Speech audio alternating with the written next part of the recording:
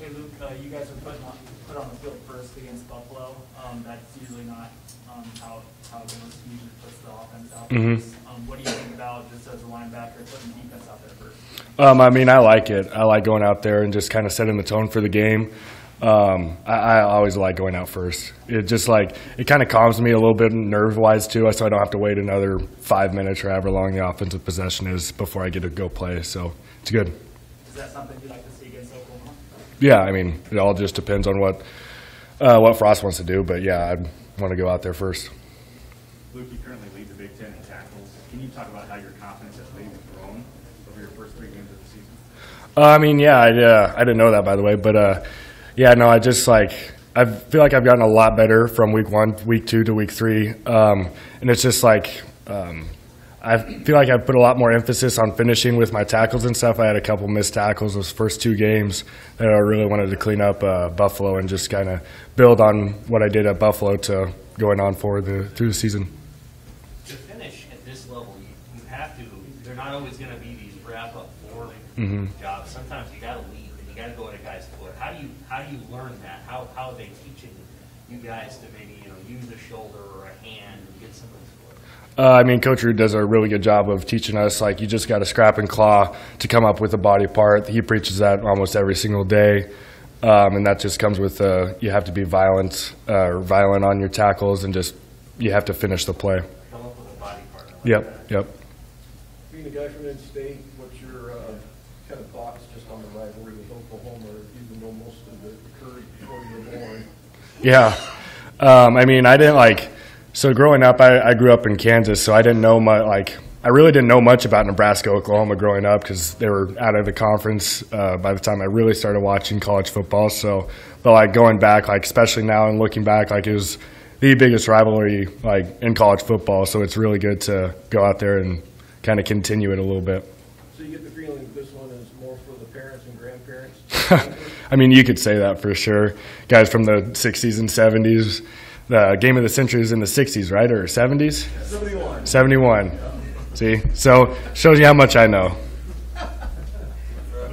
Between you and Nick and Chris, was that the best you guys have played collectively as a I thought we played really good as a group between all 3 of us. And then Snods and Va, Garrett Snodgrass and Va, they can play just as well as we can. I thought they came in and did a really good job coming in too. So we have a really good group, a really deep group. What kind of stress does Oklahoma put on linebackers in particular, based on what you've seen of them? I mean, they're a really good team. They do a lot of just different type of running and stuff. But they're just a good team. And it's just the same deal. Coach Ruud has been preaching it doesn't matter who you're playing. You have to prepare whoever your opponent is. So how I prepared for Buffalo, I'm going to prepare for Oklahoma. It doesn't matter. You have to just have your habits and just let your habits take over. Stilley mentioned, Ben Stilley said that their dominant run plays are gap scheme. Yep, exactly. How does that change your role on the field? I mean, you just have to know what to expect in each different defensive call we have. You have different rules, whether it's turn back, spill, all that sort of stuff. But yeah, it just all depends on the call we're in. But yeah, we have to know what we're expecting, what the formation is, and all that sort of stuff. But yeah, it definitely changes call to call.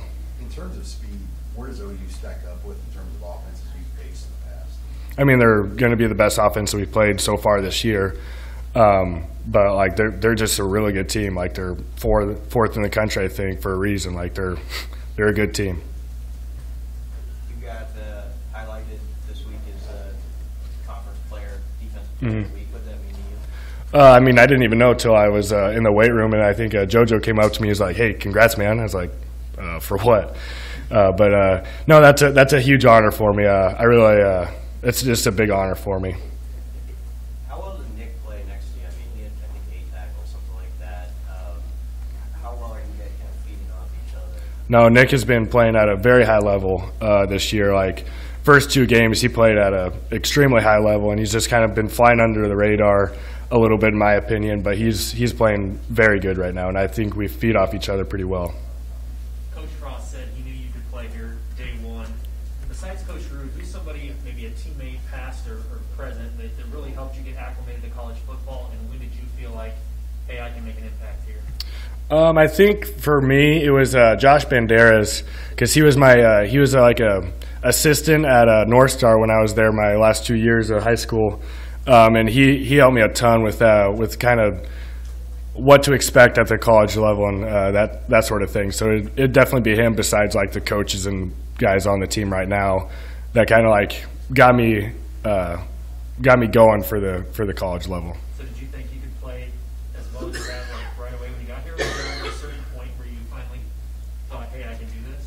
I mean, I feel like I'm a pretty hard skeptic on myself, so like I've always just kind of been like, well, I just had a good player, just kind of that deal. It just kind of happens to everybody. But I've just kind of been working and just putting my head down and just keep working and just try to never be satisfied with my performances. Luke, does this week feel different for you, knowing everything that's going on with the increase in opponent and competition level we have? I mean, yeah, there's gonna be more publicity, I guess, to this game, but for me, it just doesn't change. Like it's just a nameless, faceless opponent for us. You just have to prepare the exact same way for any team you play, and you just have to keep doing what you've been doing. That's got me here. So nothing really changes for me. Scott Frost said that you grew up eight doors down from his folks. So I didn't grow up there. I grew up in Kansas, and then I moved up here to Lincoln. Then I was like 8 houses down from his parents' house. Were you aware that was the Frost house? I mean, after I like went on a couple visits and stuff, he was like, "Well, where do you live?" And I was like, "So and so." He's like, "You live about 10 houses down from my parents." I was like, "Oh, well, that's neat." So yeah, I was kind of. Never went trick or treating. No, I didn't. No, I did not. Not as a junior in high school. No. So can I look like a football player? Yeah. Hey, Luke, just kind of want to get your take on this. You know, the guy from Fordham had 31 tackles. Mhm. He followed that up with 28. I saw that. Yeah. I saw that. Yeah, what do you think of that? I mean, he's a really good player.